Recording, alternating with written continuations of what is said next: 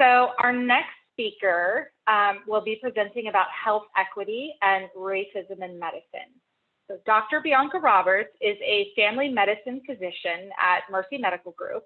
She also happens to be a member of the board of directors for the Sierra Sacramento Valley Medical Society. She's on our executive team. And she is the chair of the SSVMS Health Equity Committee. And we're doing some really wonderful projects through her leadership in the Sacramento region. So I'm really excited to have her come and speak to you all today. Please, again, add your questions to the chat as you have them. I know Dr. Roberts wants to hear from all of you. So please join me in welcoming Dr. Bianca Roberts. Please take it away.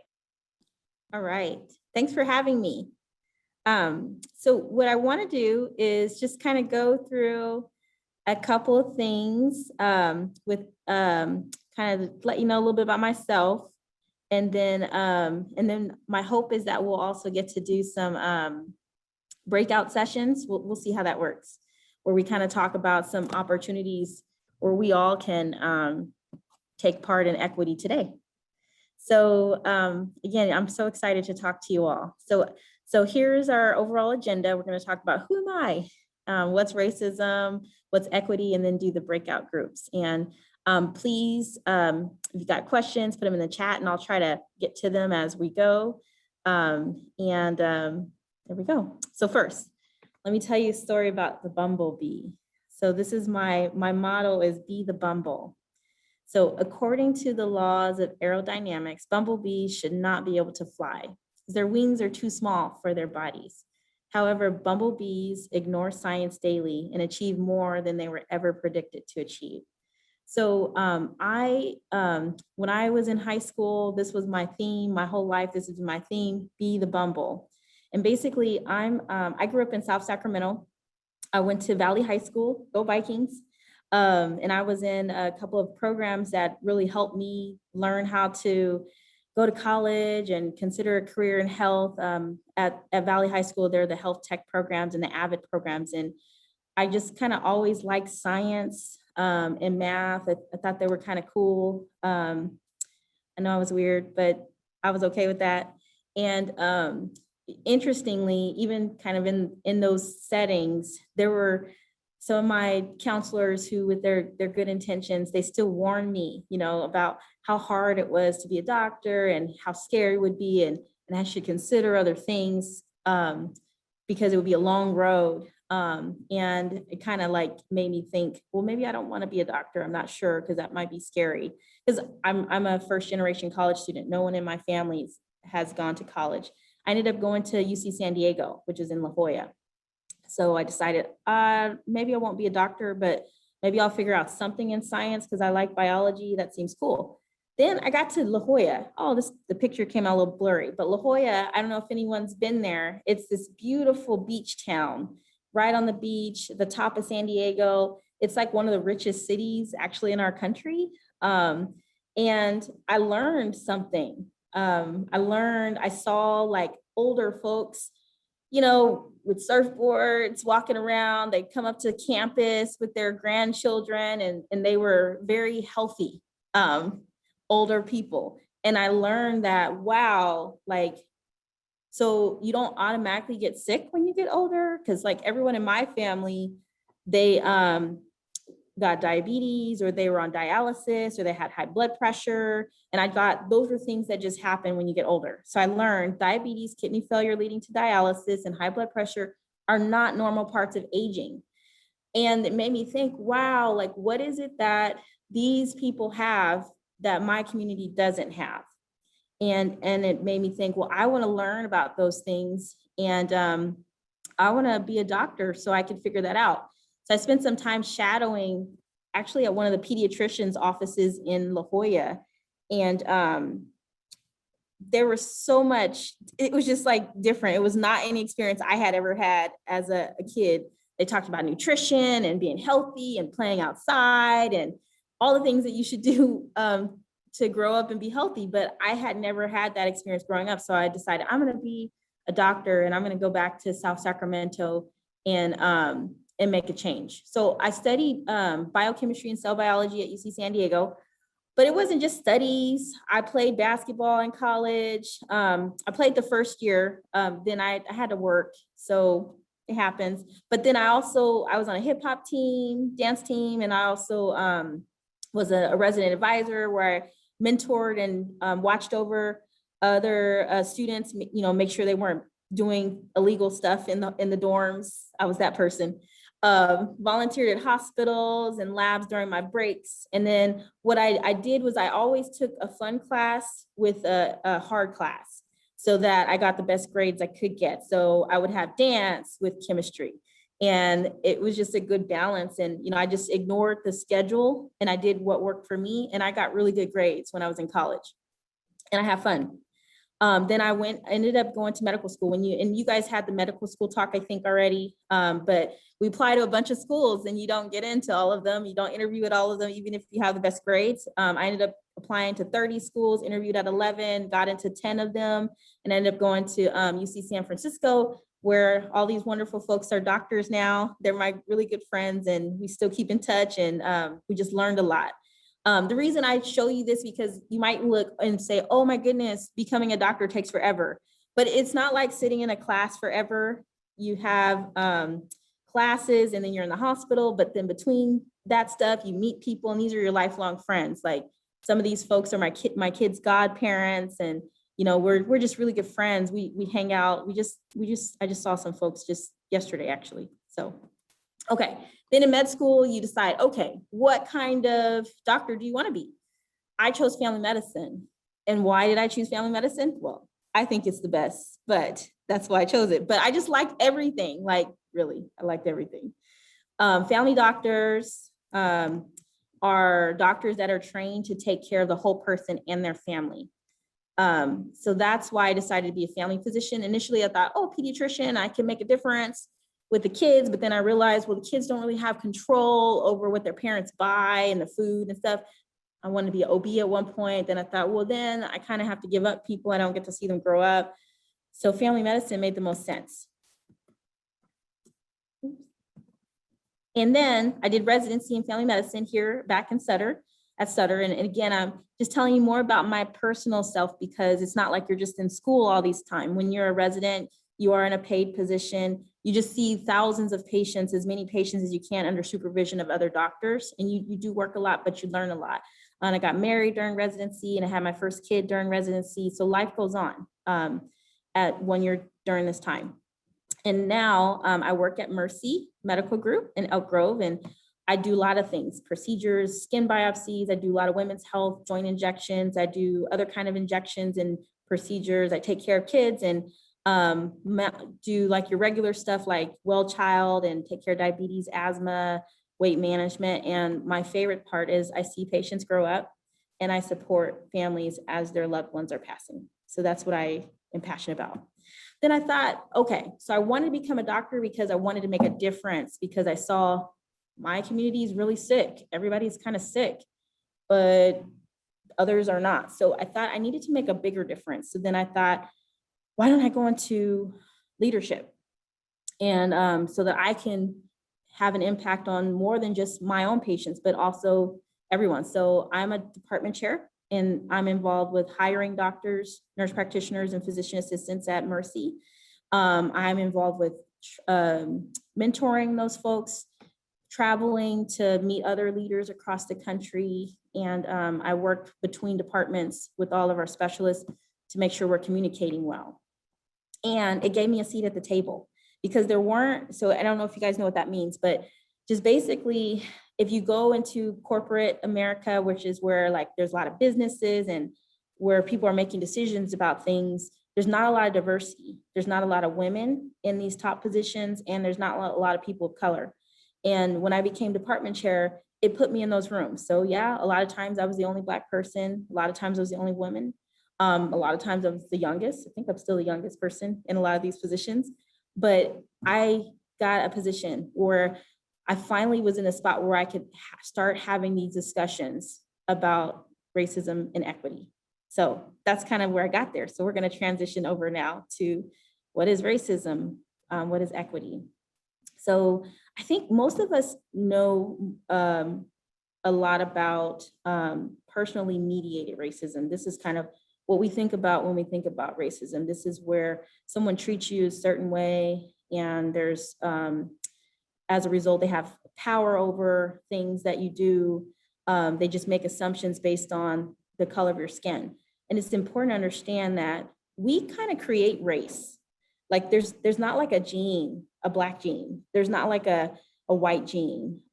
We in our country have created race. We've decided that there's differences between races. And when we treat people differently, like, you know, people being shadowed around in a grocery store because we think those people steal, you know, that's racism. Or if a waiter doesn't come to your table because they think you won't pay because of the color of your skin. Those are things of like racism. So most of us understand that kind of racism. In medicine, the biggest quoted incidents of racism in medicine was the Tuskegee Experiment. And you guys know, can you raise your hand, maybe just like push the little poll if you've heard of the Tuskegee Experiment? I just want to see if, yeah, so some of us have. And basically, this was a study where the US government took, there were 600 Black men, their wives and their kids, and they put them in this test where they gave them syphilis and watched them progress over time to see what would happen if it went untreated. So from 1932 to 1972, they let people suffer and die from syphilis just to see what would happen. And this was a funded study, and this was our country did this. And this happened, and there was treatment available, and these folks were in the military, and they were being told they were being treated, but they were not being treated. So that is the most total disrespectful incident that we recognize in medicine of what happened. And this is not like in slave days, this is the 70s. So, you know, it's not like, oh, that was that's not that long ago. So it's important to recognize that happened, but there's still like other things that still happen today.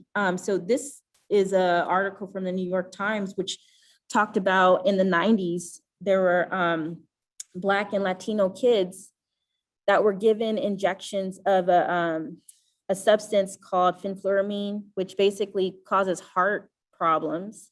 And what they were trying to do is predict if levels of this substance in the body could predict how much criminal behavior these kids would have. So that's another incident of racism. Just the reason these kids were picked was because they were Black and Latino. So that happened in the 1990s, which I know may still seem like a long time to you guys, but it's not really. It's in the 90s. So racism in medicine exists. Then there's also institutional racism. This is another type that there's 4 different types, but we're just going to talk about these 2 types. And basically, this is where there's differential access to goods, services, and opportunities in society. So besides like being straight up, like I'm treating you this way because you're Black, or I'm treating you this way because you're Latino, there's rules and policies and laws that have been created that have treated people differently because of their race. So housing, education, so where people could live was determined by race, where people could buy homes, if they could get a home loan, what schools people could go to. There was a study that basically these folks from Harvard put together job resumes, and it was the same resumes. They sent the same resumes out to hundreds of companies, and they just changed the name at the top. And some names were more like Black sounding, and some names were more like Asian sounding, and some were more white sounding. And the same resumes, just different names. And the callbacks for people that were Black and Latino sounding were like half of the callbacks that people with the same resume got, and it's like, the thing is, it's not necessarily that these things are done intentionally. It's just the way that society has taught us to value or devalue people of different colors. We've got to be aware and make a difference and be anti-racist, be intentionally anti-racist. So that's that. Then there's also differential access to where hospitals are. And we'll talk about that. Clean environments, like Flint still doesn't have clean water. I don't know if you guys know about Flint, but they can't get clean water in their community. And then also information resources and voice. There's a lot of racism that is around voting. So specifically in counties that have more people of color, in the last few elections, they've removed voting booths out of those counties so that people can't go and vote. They have to go hours away to go vote. And then they cut off the voting after a certain time. So their voice is silenced. So those are examples of institutional racism. So redlining is something that I would like you to know about because this has the biggest effect on health. There's a book that's come out called The Color of Law, where basically it outlined all the rules and regulations about where people of color could or could not buy property. And those areas are areas where we see now that have hospitals and jobs and clean areas to walk and play and don't have as much pollution. We were kept out of those communities and it had direct health effects. This is a map that basically kind of shows the difference of populations. And if you were to get that book, it would outline these areas where there's more blue. These are areas where people of color were not allowed to buy property and were not allowed to thrive and grow and live their families. And these are also the areas that have the most wealth now. The cost has gone up, so these families are much more wealthy than the ones in some of these areas like South Sacramento or the North area here. So this is 2010. Those laws were put into place in like the 1930s. It's still affecting people today, okay? And even there's some areas that not only were redlined, but in their housing rules had, this is California, this is not the South, California, it was these on the books, you could not sell these homes to people of color. You were not allowed to because they wanted their communities to grow in a certain way. In 2016, some of the residents from El Dorado Hills said, hey, we want this removed from our rules because they were still in their like housing rules. So yes, racism has existed. So now, how does that relate to health? When we look at COVID numbers, those same areas that I just pointed out that are highly populated with people of color are also the areas that have been hardest hit by COVID. Less resources, less hospitals, less doctors, not having as clean of neighborhoods, all those things contribute to the health and the outcomes that we saw with COVID. So direct health effects. And we see that, and I'm just giving you a few examples. So obesity basically looks at your BMI, which is like how much you weigh versus how tall you are. There's numbers that doctors look at. They're not just like trying to say, oh, you're just, you need to lose weight because of whatever reason. The reason that we care about weight is obesity leads to health effects. So people that are obese, they have liver disease, they have more cancer, they have strokes and heart attacks at higher rates, they have gallbladder problems, they have lung problems. So we care about obesity. But then when we look at communities where people of color have been left out of, there's less supermarkets. So, and there's more poverty. So how do we get access to good, healthy food that will not cause obesity if our communities that we were only allowed to live in don't have adequate access to healthy foods, right? So that's where that health effect kind of goes in. Okay, so I'm just gonna bring in a few examples in Sacramento. So I grew up in South Sacramento, so I know a lot about South Sacramento, specifically Meadowview. Where is the grocery store? I don't know, there's not one.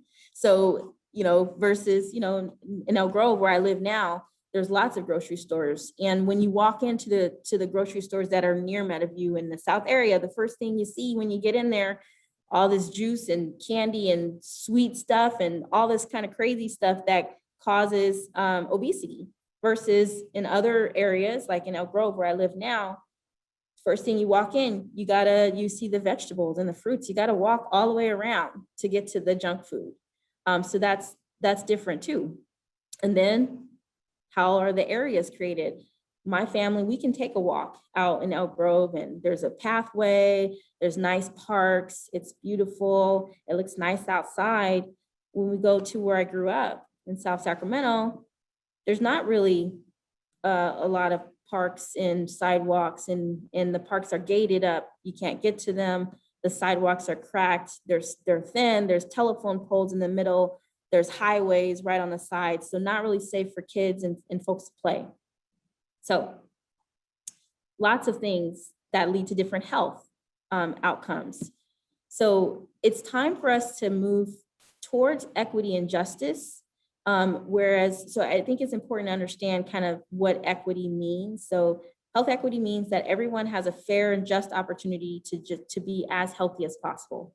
So this requires removing obstacles to health, such as poverty, discrimination, and their consequences, including powerless and lack of access to good jobs with fair pay, quality, education and housing, safe environments, and healthcare. That's the definition of health equity. So if we look at kind of the difference, when you hear politicians and people fighting on TV, talking about, affirmative action, this, and that's not fair, and that's racist, and you're taking away things. What we're trying to do really is we want to get to equity and justice. So inequality, you can see here in the first picture, this apple is leaning more towards one than the other, and there's less apples on this side. So that's inequality. There's just not equal access. Then equality is, okay, well, let's give ladders to boost everyone up so they get closer to the apples. But still, it doesn't fix the problem that the tree is still leaning over more towards, the side that already had a little bit of a leg up. So equity would be to provide equal access. So now if we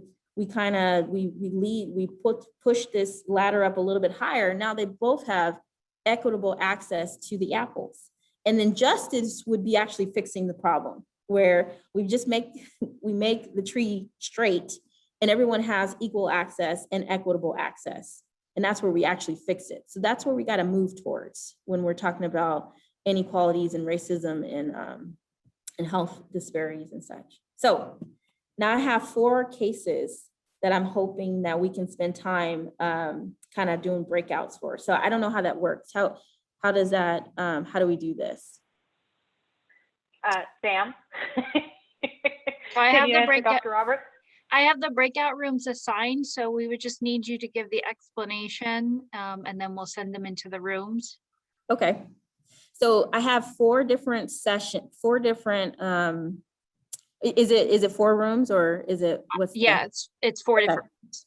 So they're basically things in healthcare that might happen to you today, something that you might experience.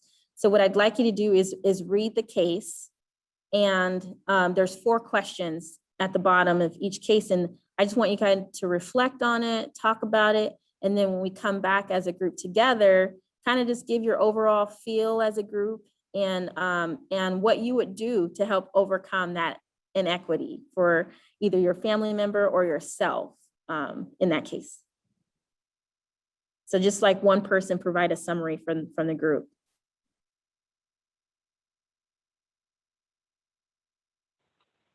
Sounds good. I can't guarantee we'll have everybody really wanting to talk, but yes, let's do it. So go ahead and share your first.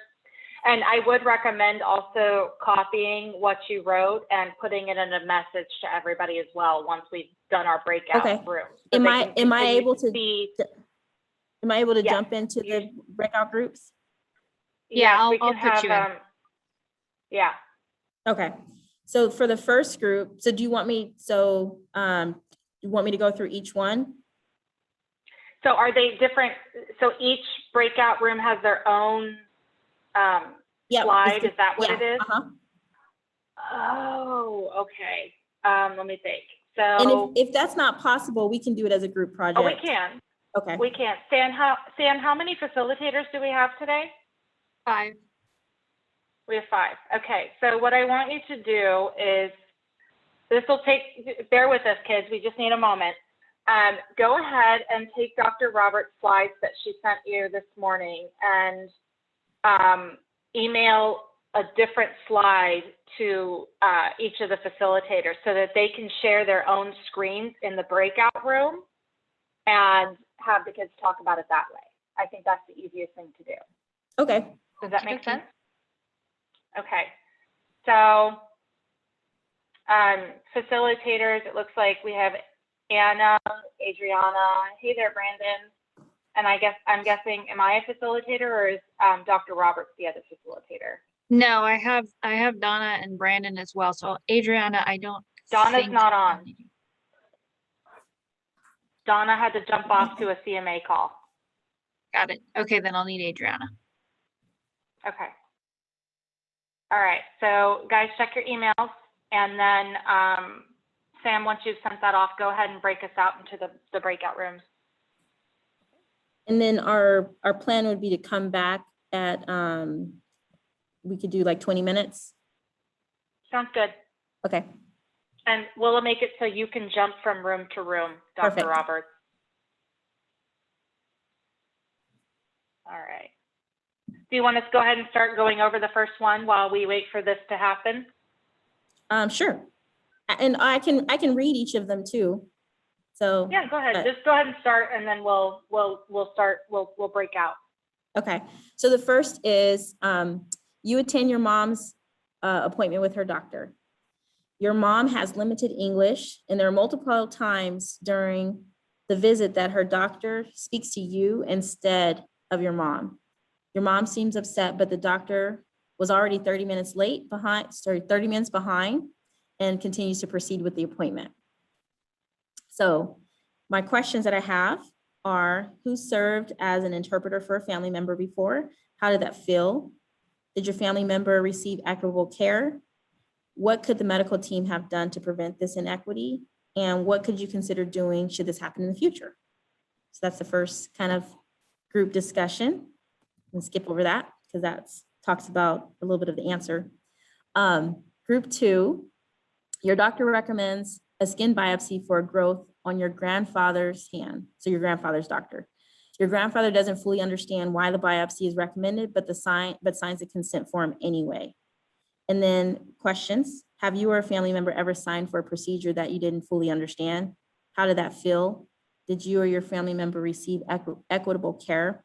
What could the medical team have done to prevent this inequity? And what could you consider doing should this happen in the future? Third, your friend's doctor recommends she start a medication for blood pressure. Your friend has many questions about the medicine, but the doctor is not willing to address them at that time. The doctor mentions that African Americans are more likely to have high blood pressure, so she should just take the medicine. Your friend asks no more questions, but decides not to take the medication. A year later, your friend has a stroke and requires dialysis from the damage caused by high blood pressure. And then my questions are, who has a family member or friend who's experienced this? How did that feel? Did your friend receive equitable care? What could the medical team have done to prevent this inequity? What could you consider doing should this happen in the future? And last, your pediatrician says that you are obese and need to cut down on sugary drinks and get more exercise. Your neighborhood doesn't have walkable sidewalks, and the nearest grocery store doesn't have fresh vegetables. Your doctor doesn't know this. Who has a family member or friend who has experienced this? How did that feel?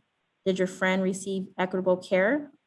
And what could the medical team have done to prevent this inequity? And what could you consider doing should this happen in the future? So those are the 4 topics.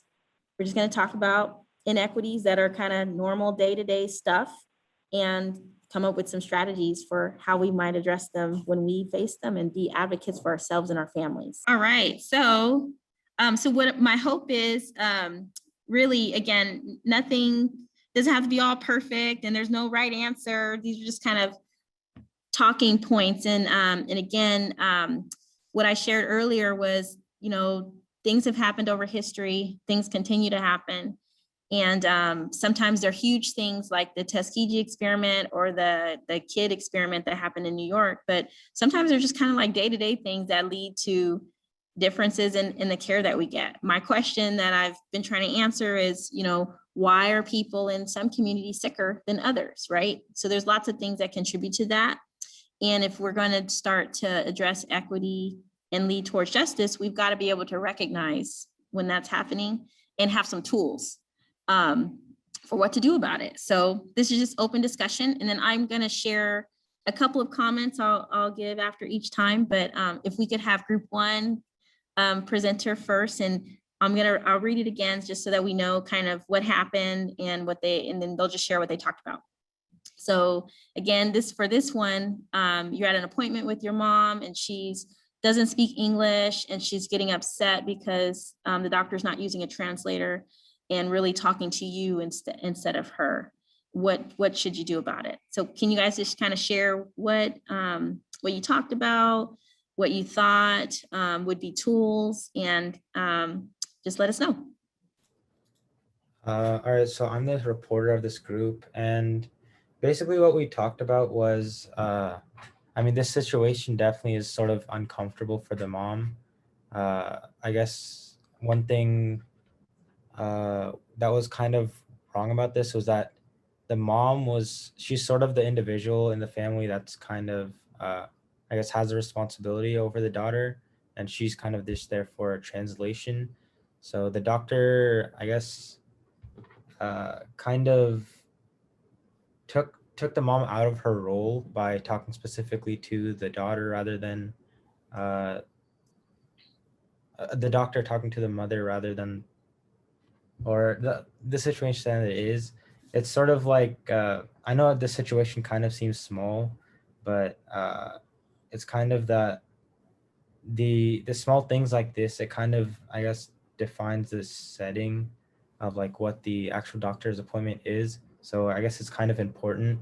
One thing that we kind of discussed that they could do to prevent this is, maybe implementing a dedicated translator in the hospitals, which that kind of might be hard to do, but there's also another thing you could do, which is using like translation apps, which they have, like Google Translate or Apple Translate. I think they have that. And yeah, that's pretty much it. So that's great. Great job. And you're absolutely right. When you basically stop speaking to the patient directly, it takes away their power and their ability to give input on their care. And yes, there are a lot of services and things available for translation, especially in the case of emergencies and such. But what I wanted you guys to know from this is that actually California has a law. State law requires that hospitals have interpreters either on site or by telephone 24 hours a day. So, and then also health plans must pay for these services. The patients can't be charged for this. So there's a couple of ways that you can help your family members or friends overcome this inequity. One is, especially when you have a scheduled doctor's appointment, you can call ahead and request interpreters so that they're there and ready. You can ask for interpreters for everything. So when you get lab tests done, when you're getting x-rays, physical therapy, when you're getting counseling, it's your right as a patient. It's the law in California, the law. And it doesn't have to necessarily be in person, but definitely has to be available to you. And the further in advance that you prepare it, the better and type of interpreter service you'll get, but they're required to provide you with interpreter services. And it's not a burden on the family. It's not, they're required. This is the law. So I do want you guys to know that that's a right. Okay. Any questions about that? So, and it's actually technically illegal for us to use kids. Us to use kids as interpreters. That's actually not okay. Okay, next group. You guys want to just do a quick this update of what you talked about? Just a minute. Doesn't have to be long. This is the skin biopsy where the grandfather didn't understand what they were signing, but they signed it anyways. So my group, we came up with that basically the patient, they have a right and should be given their like resources to know like what, to be fully aware what they're signing. And also if we said that it would be nice if like there was like translators there to help them understand, to be fully aware, even though they don't probably understand and say, oh, like, oh, we don't get it. And I mean, they say, oh, they get it, but then they actually don't. But I think we also said, we talked about that it's also a big part of the doctors to play a big role in it, to know, even though they won't say it verbally, but to read their body language. Absolutely. And more doctors need training on that. Definitely. Those are excellent points. And I encourage you that if you have family members that are not sure, it's okay, take a pause and say, you know what, we're not going to do it until we understand. And then maybe it might be rescheduling, and that's okay. Because again, we do things like participate in experiments that we don't understand what we're participating in. That's when we see inequity. So very good comments that you guys had. Okay. Group 3, basically not understanding a medication, disagrees with the doctor about it, and then as a result ends up having some really bad health things happen. So what did you guys decide or talk about with this one, group 3?